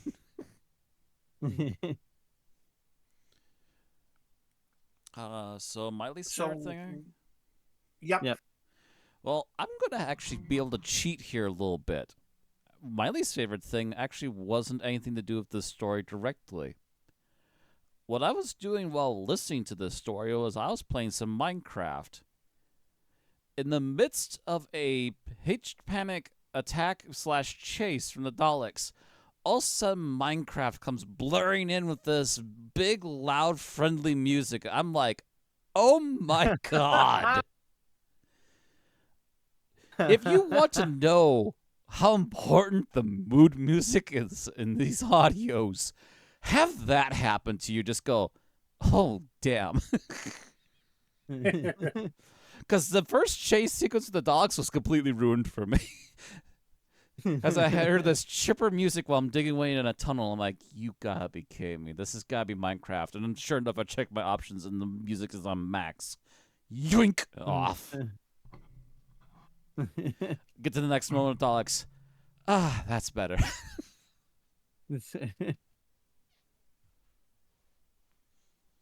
So All Minecraft right. music is staying It muted comes from now on.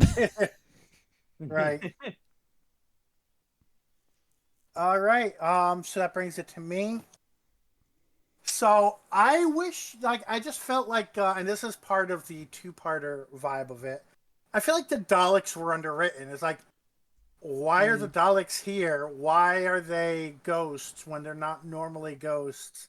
Like, Yeah. there was a hint of something, but it just felt underwritten. And it's, I mean, obviously, like with the Yeah. Nightmare on Elm I Street definitely blame jokes, that I for can, being a two-parter. It should have gotten like a yeah, I'm like, three-parter to better yeah, it flesh it out. probably was in the original script and got cut, but I'm like, and I can Yeah. joke and be like, oh, they're getting revenge on the children of the people who burned them. But, I really want to know, like, how were they defeated and, like, what is it about this? And I know the doctor asked, so there might have been a line that just went over my head There's something that I about the didn't quite webway, and I can't understand. remember what exactly it was. Somehow it Like, was on the I surface know of the planet and Like, all that. the Supreme said something about like the neural network of the Dalek only extends to the surface of the planet, but that isn't an answer. Like that just is yeah. that's the limitation of your powers, That's the but it limitation doesn't slash explain where your excuse. It doesn't power came say, Yeah. from. why this is So here. Yeah. it would be It's really interesting if they were like, oh, there's a high concentration of unobtainium, and that causes us to, our psychic energy to resonate like a conductor, Or like a there's like, circuit chip. or maybe it was Right. a crashed and lost cause ship that somehow landed there, but all their psychic energy was still inside the ship. That would at least Right, be something something. like that. Because Yeah, and the implication is that like somehow just their pure hatred was somehow able Enough to to power keep them. the But yeah, was yeah, enough it's to that's right. fuel the That's the best psychic you can network get to kick them directly up. from this. But all Daleks are made of hate and tentacles. That's it. Yeah. There's nothing. So that would imply that anytime you take the tentacles away, there's enough hate for them to become ghosts. And Hmm.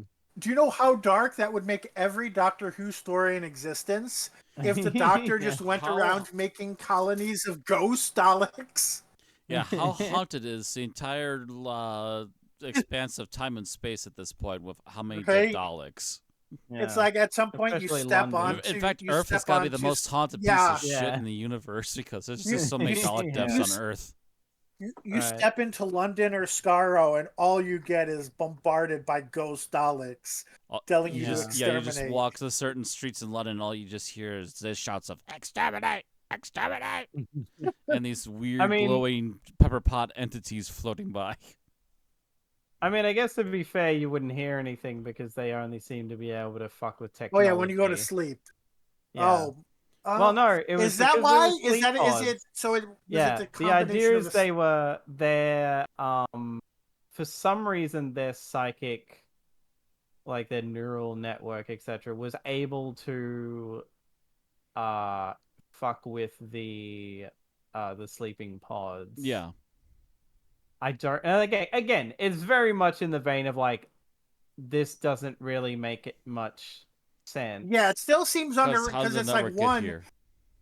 Yeah, It's also like if they're not like if they like they're at their place of work. yeah, It's not like an alien where they might travel 200 years and then find a planet and then need to get their ass out of bed. Like no, right. they're literally where they're working, so they don't need sleep pods unless it's just too loud. But then they can buy earplugs. Uh, Yeah. they can sleep outside of the pods, and then they won't have this problem anymore. The fact that Except for that's not what happened implies that there's yeah, more to it. it comes up with the guy that Tegan's talking to that the sleeping pods are mandatory. Yeah, Or because Are they I guess mandatory just because of the company policy? Because I think because so. of Yeah, something it's that they like signed to the company. Because otherwise, if they don't use the pods as mandatory, they can just get fired. so it's yeah, like so you'd think yeah, it's that would again, be an it's one of those interesting thing to aspects of focus on, and that a real Doctor yeah, Who story, like yeah, that would the whole thing Alex was talking about with critiquing capitalism. If the whole thing is your boss is forcing you to sleep in a place where you're going to die, that's an interesting story without the Daleks. mm, But That would I be would an have interesting wanted to story to see actually go more blatant with the Freddy Krueger references, if anything. like that. That is enough to justify an extra episode of just like 10 minutes here, 10 minutes there, dealing with that sort of issue. mm. And like Like in a I would way, rather see that story than a story about Daleks. yeah, in a way, I feel like the bullshit explanation behind the logic of how the Daleks is like psychic essence is still sticking around would have worked better for me if the story's like main point was about the cycle of hatred. Because if you make the story about, you know, these things hate so much that it sticks around after they're gone, that like if you lean into that and it's about overcoming the cycle of hatred or something, that could have like made me roll with it, like that kind of hand wavy bullshit explanation a bit more. Mm-hmm. Because you probably wouldn't have even needed to give an explanation. In a way, to be fair, compared to what we get, I probably would have preferred no explanation. um, Well, the ending with a sub like that, the ending you can only give it is going to be a we defeat them with love and friendship, ending like it's not a Yu-Gi-Oh. well, I mean, it's more like, you know, I mean, you could do it without that, but again, it's like the idea of like not holding on to hate because look what happens. I mean, Like, the way the episode ends, you do almost expect like a spirit bomb of anti-hate from Mark to defeat the Daleks. he is very much the Tin Man in this heart overcoming hatred kind of a thing. Mm-hmm. Hmm. All right, so we move on to favorite scenes, Alex. Um. Ooh.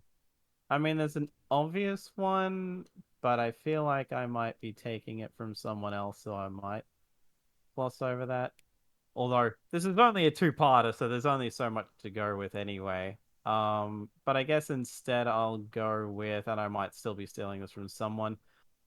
When God, we've brought up a name several times, but I forgot it already. Like the leader of the people on the rig. Um, Oh, the leader, Chelmer.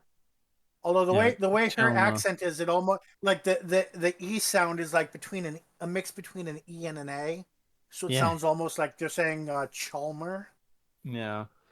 Uh, but like when she uh is like effectively starts off the scene where she starts off kind of interrogating the doctor, but then he managed to quicker than most win her over, and she's like, "Okay, can I trust you?" And he's like, "Yeah, sure, of course you can." And then goes into the I forget if she immediately goes into the explanation or just like, the fact that the doctor, even though she is a bit standoffish at first, that they just have her I probably because of what's going on, she's quicker to than normal be won over into I trusting the believe doctor. technically that they go into the explanation at that point, but that's also the point where we fade into Tegan on talking to the guy Mm, above. yeah. Because we don't But need to yeah, be there for the explanation because we have already heard most of the explanation. mm, but yeah, generally it's nice when we have something like this where and like even with what's going on, you could kind of understand where she's coming from, not immediately being trusting, but it is kind of nice for a change to have someone in a position of power like that.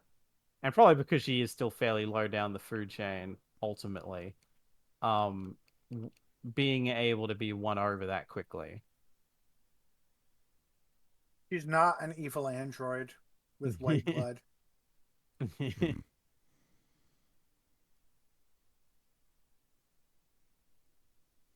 All right, Matt's favorite.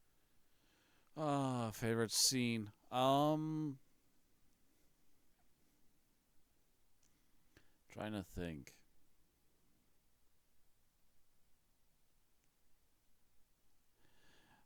Honestly, I have to say, I think I picked up like the similar like Elm Street vibe very clearly when the doctor and Nissa first went in there, because I could almost immediately not a boiler room per se, but I can almost see them doing like a corridor out of like some of the later like part 3 movies Mm-hmm. where they're obviously in the dream and they realize they're in the dream and they're very quickly trying to pick up on what's going on here.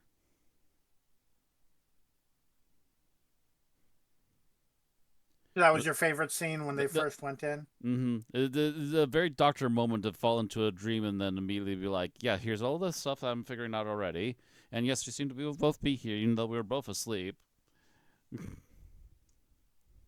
Yeah, I mean, there was a similar scene I think before that with Mark, Jez, and where is my mouse so I can? Oh, problem with a clip-on webcam is it hides some of the things I need to click. With Mark, Jez, and Foster, I think there was a scene like that earlier, but I mean that's yeah a good one, and of course That it one, has like, more familiar characters. yeah, but for that one, though, it just seemed to very instantly bring up, like, an instant image in my mind when they went into it. It's like, oh, this is what's Gotcha. going on. Like, effective immediately. Gotcha. Okay. Mhm. Mm. So I'm going to say the scene with Mark and Chelmer talking about the whatever special stone Jez had found, and the like first Mark being pissed off at the doctor because the doctor is focused on, yeah, these are the Daleks, they kill people, that's why we need to stop them, and Mark is like, what are you talking about? We're talking about this guy who died, and it's like it's all of this Mm. all of the character in Mark that we hadn't really seen thus far because we're seeing him he's had this person who he connected with who was killed in front of him. And then the part where Chelmer's like, oh well, he found it while he was working, and therefore I need to take. I think that was her justification, right? She's like, he found this while he was working, so therefore it belongs to the company. And Mark is like, no, Mm. it's going to his daughter. That was his dying fucking wish. Um, Yeah. the, It was very like Mm-hmm. uh very dismissively, like Mark says that he found it and she's like, well, it's company property now. That's how it works Mhm. down here. Right. And Mark immediately being like, no, fuck you. This is what this is what he told me. This is being respected, and her very quickly acquiescing. Hmm. And yeah, that's part of that whole like anti-capitalist thing that you were talking about, where like Mm, it would have been cool to delve deeper into that, but at least for that scene and for what that scene represents for Mark as a character, I thought it was really good. mm, All right, switching tack to least favorite scenes, Alex. hmm. Um.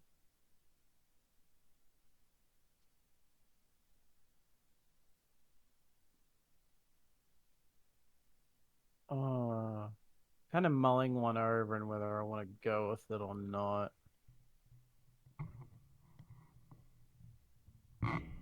Hmm. Well, nothing else is immediately coming to mind. So, like, in a way, it's kind of a nitpick because I kind of both like and I'm kind of like, oh, really? With it in that, oh my God, was it Jez was the one that was, or was it Foster was the one that was, possessed? Foster. Sort of Foster. Okay, yeah. Yeah. But like the fact that they like, I like that both Tegan and Chelma catch on pretty quick that something's off, but also it's very like, I guess for lack of a better phrase, Foster giving up the ghost very quickly. Like just, well, he's already figured out, so I'm not even gonna bother hiding. It's like you almost kind of wish that they'd drawn that out a little longer, like not too long, but it almost feels like that's resolved very quickly. And maybe that's just a matter of this being a two-parter. Um, but yeah, it's kind of like a Mm. mixed scene for me because again, I like that we're not making Tegan and Charmer be, you know, completely clueless. Like they Hmm. both catch on and are suspicious that something might be wrong here, but it also feels like the reveal happens a bit too quickly. And I mean, I may like we know that something's gonna be up because she's given in to the Daleks prior, but it does feel like the resolution of them real her confirming that yes, I have been taken over by the Daleks, etc. Like Hmm. the reveal of that feels a bit too quick. It feels like three scenes condensed into one. Hmm. And not to keep harping on about it, but if this was a 3 or 4 parter, I don't think we'd have that issue. Mm-hmm. Right. Or even, if they just got rid of the scene where she finally gives in. Because, like, as poignant a scene as that is, if you got rid of that and she just randomly woke up and they were like, Hmm. hang on, this is a little suspicious, then it probably would have worked a bit better. But because you've already shown us, yeah, she gave up, and then have her wake up and then go through all that, it probably would have worked a little better if we didn't know that she had. Hmm. But even then, it probably still would have felt a little too quick. But at least we wouldn't have had the thing of we know we're just waiting for the characters to. The tension is from the whether how long it'll take the characters to realize. Right. Yeah, I think that's all I've got for that. So So since this is not going to be my scene and we're at the very end, another thing that I'm just going to kind of add this to yours is that another thing that felt too quick was the reveal of the Daleks in the first place. This Oh, is true. literally their first conversation after emerging from the TARDIS. And she's like, "Oh, by the way, we have these dreams of, these robot figures with one eye and a plunger that yell exterminate." And I'm like, we couldn't Mm. drag that out just a little bit? I mean, given the story is an of the Daleks story, I don't mind it as much. But yeah, it does feel, especially because of, I guess, because we discussed that very early, but I don't think we get the actual like Dalek reveal until most of the way through the first episode. I could be wrong. I thought it Like was about there halfway. is, yeah. So it's like you could either just, yeah, it's one of those ones where like And you I almost guess I kind of guess wish. I'm and I mean I'm not this is not true at all for modern Who. But I Hmm. think for classic Who and for Big Finish, the reveal usually happens right around the cliffhanger at the end of episode 1. Right. Yeah. Usually. I mean, it's So like that might. yeah, like I guess the comparison would be something like Earthshock, where like Yeah. it's a surprise Destroy that the them. Cybermen, yeah, it's a surprise that the Cybermen are in it because they don't, the story isn't blank of the Cybermen, and the Cybermen don't show up until literally the cliffhanger Hmm. of episode Or, one. So well, yeah. yeah. And I mean, yeah, but the doctor hasn't seen the title. So Yeah. that Yeah. shouldn't Yeah. count. But yeah. Yeah. It does feel like it's one of those things of like this being a two-parter, they had to be like, well, it's an of the Daleks story, so you know. It's like they in yeah, it immediately resolved all conflicts, and I was like, wow, we're moving very quickly. Hmm. But on to my least favorite scene, and I'm picking this in part because it seems really important, and you spend the entire episode waiting for it to be explained. And unless I am just very unobservant, which is entirely possible, there have been many times on this podcast where I complained about something that was obvious to everyone else in the room. Why did the Daleks make Mark bring the TARDIS to them so that they could be defeated? When they weren't Um, expecting the Doctor, they weren't setting a trap for the Doctor. I believe it They were wasn't that they actually surprised to didn't see the Doctor. purposely do that. I believe was the excuse. I believe, from Yeah. what we understand from Mark, is that somehow their psychic webwave interfered with him unintentionally, and that caused him to freak Yeah. out and Like have a moment and then pass out. See, that yeah. sounds to me like you're saying a wizard did it, Yeah. I and mean, that's Again, this webwave thing. It's a yeah, yeah, wizard yeah. of itself. the, the Yeah, one like the one that only extends to the surface of the planet. Yeah, yeah. somehow it I affected him while they were in the time vortex. Don't know. yeah. I Hand waving. yeah. To be fair, I think that's one that never actually got a concrete Well, explanation. It was very much the entirety they of how this assumed, webwave thing is supposed to be working here in the first yeah, place is all kinds of the hand waving. yeah, like they assume that Mark must have fiddled with the TARDIS, and then like right near the end of the story, the Doctor kind of hand wavedly is like, "I think you lot unintentionally brought us here somehow," and it's like, but there's never like a concrete. The Doctor says, "Yes, this must be what happened." So they kind of leave that up in the air a bit, but yeah, it is very like the more you think about it, the more you start to poke Mhm. holes in everything. Now, I'm almost a little surprised they didn't do the whole. Okay, then the Doctor sends a message to his own TARDIS from its future to force them to redirect. Because that wouldn't be the first time that happened. Hmm. Then again, if it were Nick Briggs, he would have done some whole thing to be like, actually, the Daleks were never in people's dreams. and therefore the Doctor never came to this planet, and Mark is fine.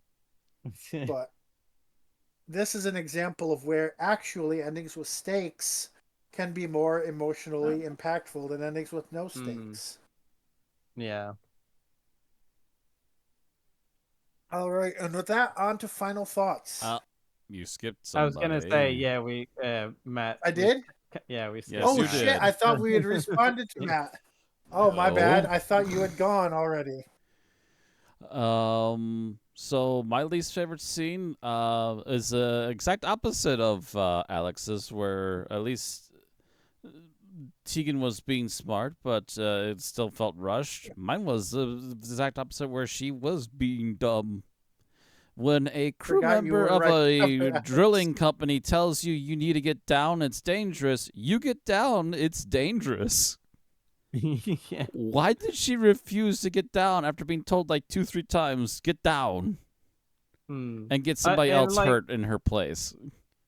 right. And like, I mean, thankfully it wasn't her refusing in a like stubborn way. It was just her like just in a way it was kind of worse, I guess, because it was kind of her just being like having a brain fart and like just not knowing what to do. And it's like he literally just told you to get down.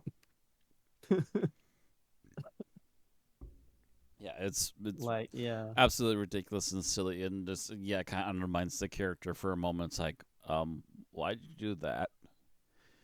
Oh, so we could randomly harm another background character so they can be out of the story for the rest of the time that we're on the air. Gotcha. Yeah. And the funny thing is like you could just have it be so instead of like drawing it out for a couple of seconds, they literally could have had him it be a split second thing, so he had to like immediately push her out of the way. Because that and still achieve the same thing of him getting injured rather than her, but it being like a snap decision because he didn't have time to think, not a thing's about to happen. Okay, it's happening. Yeah. Very weird moment. Anyways, so I guess now back to Yeah, Alex. So sorry for forgetting that you were between Alex and me. I guess to be I'm fair, yes. Matt has been first a lot lately, so Yeah. that's probably what threw you off. But yeah, final thoughts. Yeah, this is a story where like the more you think about it, the more you start to poke holes in it. But it's one of those ones where I feel like the acting is good enough that it makes up for that somewhat. Not as much as it does in like other stories necessarily, because you can still poke holes in a lot of stuff. Um, and it is just bizarre to me to have a Dalek story be two parts. I mean, I get that the idea was originally this. Like, I was talking to Bill about this before we started, but yeah, this and Perils of Nellie Bly were both supposed to be in the main range before they discontinued the main range. Which is probably why both were two-parters. I mean, Perils of Nellie Bly wouldn't have been able to support more than two parts anyway, but yeah. Um, it's it's one of those things where I feel like this probably could have benefited from being at least a three-parter. Um, and also, yeah, like part of it is like I almost kind of want something like this that isn't like a version of the story that doesn't even have the Daleks in it. And it's like maybe the sleeping pods are just malfunctioning and like maybe you could either have it that just like uh they die in their dreams so the pod thinks they've died so it kills them. Um like so maybe they're like plugged into something while they're asleep and it's like, oh, well, and you just died in this dream, so the machine is malfunctioned in a way where it thinks they are dead, so it just cuts off. Um, it just somehow kills them, Actually, whatever, because my go-to would malfunctioning be tech. that the pods are causing them to basically have such panic terrors that they have literal heart attacks and die in the pods. That could work as well, yeah. Mm. Just like something, yeah, something about them is malfunctioning that's causing people to die rather than, and it being because all of the anti-capitalist stuff we have in this already, you can basically be like, they want to not use them anymore, but because they're being forced to, Mm. you can play into it that way. And like, that That one dude goes into like, it's cheaper for them to just keep us here to die off than take us off world at this point, kind of thing. mm. And I could definitely see a situation where like the company that makes the sleep pods is giving them a discount if they install them and prove that they're sleeping in them. They can use the photos for publicity and things Mm, like that. yeah.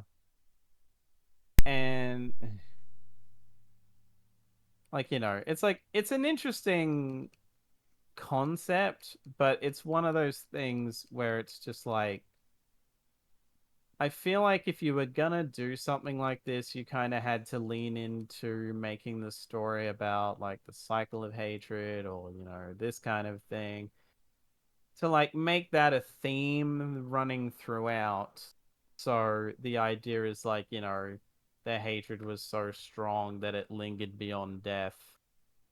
Like, which in a setting like this you could make work, but they just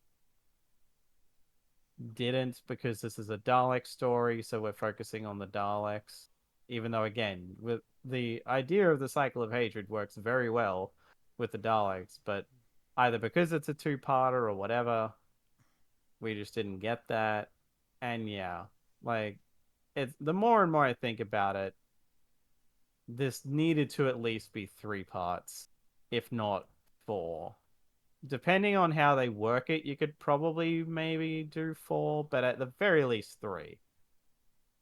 Um, is what this really needed to flesh some stuff out a bit more. And I was talking with Bill about this before, but on a more positive note, the three stories from this collection that we have been doing, so last three, Lost Stories, Perils of Nellie Bly, and this, do make me want to actually go back and listen to the six stories before this that um Mark was in that we haven't uh listened to or that we haven't covered because I am now interested in this whole arc of his because it helps that it's only 9 stories total that that the character's in. So it's Mm-hmm. a lot easier to get through than like some of the other companions, even some of the other Big Finish exclusive companions have more stories than that. Um, so they take a while to get through compared to this. But yeah, um, Mark was definitely an interesting companion. It'll be interesting to hear about what the actor gets up to in Big Finish aside from that, because I think he's done some stuff in Tom Baker stories where he's probably played supporting cast or this, that, the other. But yeah, I mean he's set. I was joking to Bill before we started. I found out that the actor who played Mark is the nephew of Peter Davison. So, Oh, um, nephew. Okay. hmm. So he's got a daughter, a nephew, and a son-in-law in the franchise. Um, but yeah, I would definitely say this is worth listening to at least once, just because of the sheer like bonkers nature of the premise. And again, the acting is still, despite like all the holes we were poking in this, the acting's still, at least on the first go through, or at least unless once you start, before you start looking at it with a critical eye, you can kind of just roll with it because the acting is so good. So I definitely say it's still worth a listen. Um, and like all these three stories from this collection, I'd say are worth listening to. Um, would I listen to this again in my own time? Maybe. Um, I will say if I go back through and listen and like buy and listen to the previous six, I might just like go through, listen to those, and then re-listen to these to see if that affects my thoughts on anything at all. Probably won't, but Mark was a fairly strongly written character anyway, um, which is definitely a testament to the writers in any case. Um, yeah, I think I'm just starting to ramble now, so I will hand off to Matt. All right. I will say that I am one of those people that can turn off their brain and just enjoy a thing, and I definitely was able to do that with this. I will say that in hindsight, yes, I can see where there's definitely some holes, and yes, it's definitely not a perfect story, but I will say it was a very entertaining story and very well told. So it's at least got that for it. It's just lacking that extra level to make it like a completely perfect story. It's good. It's not amazing.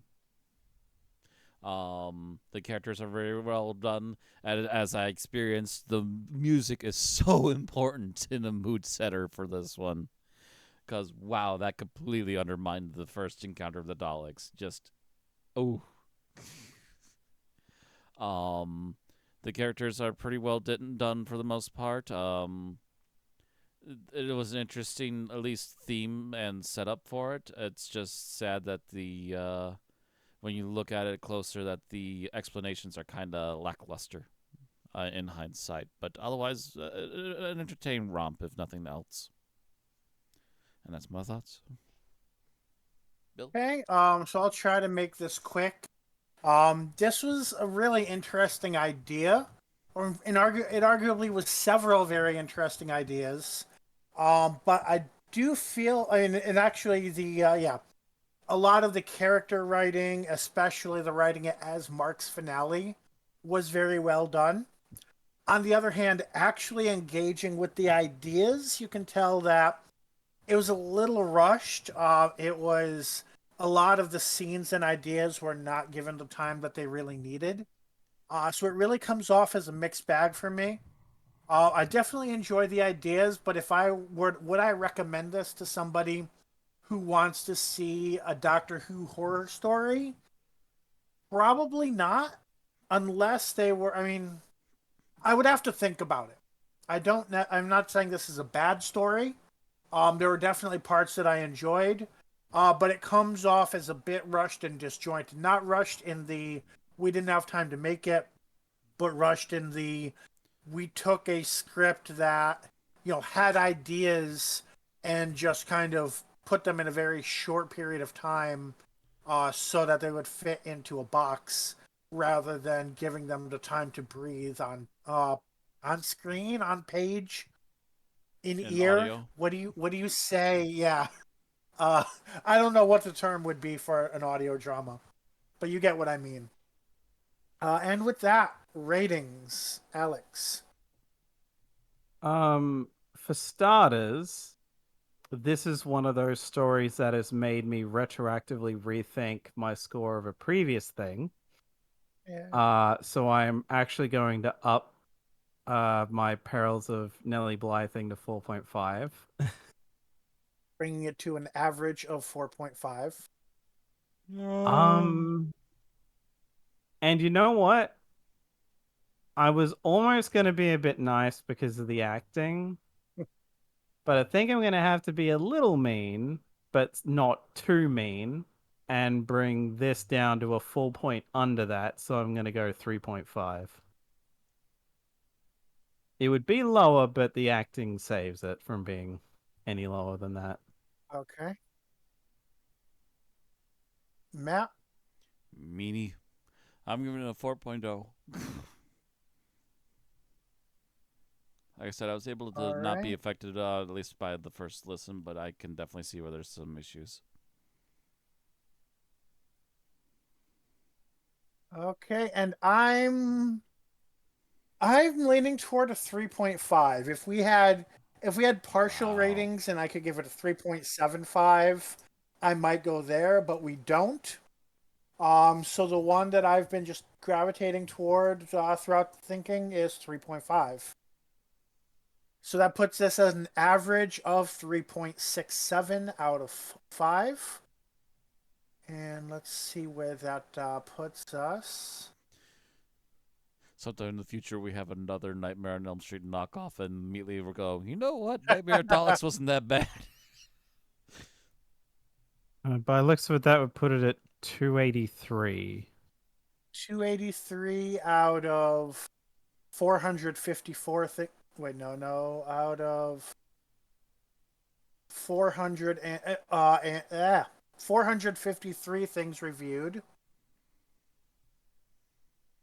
which puts it on par with the Creed of the Crowman and no other Big Finish stories. It's not as good as The Destroyer of Delights, The Evil One, The Innocent, or Master. And it is better than Bright Motif, Dust Breeding, and The Beloved Devil. And the Similarity Engine, which has the same rating. Oh, and a few other 3.5s. The Time Machine and Death Steel. Guess we have a lot of 3.5s. And Jubilee. So it's better than Jubilee, better than the Ravagers, and finally we ran out of 3.5s. Jubilee So is that's a popular one, yeah. not the worst company. Mm-hmm. All right. So let us know in the comments what you thought of this week's episode if you've listened to it. Don't forget to like the video if you've listened this far. Subscribe on YouTube to get our exports each stream, or follow us on Twitch to get notified when we stream.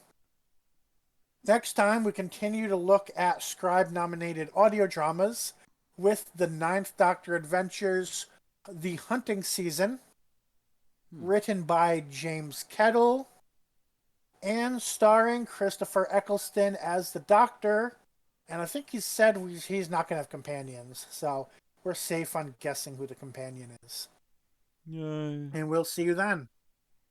Good night, everybody.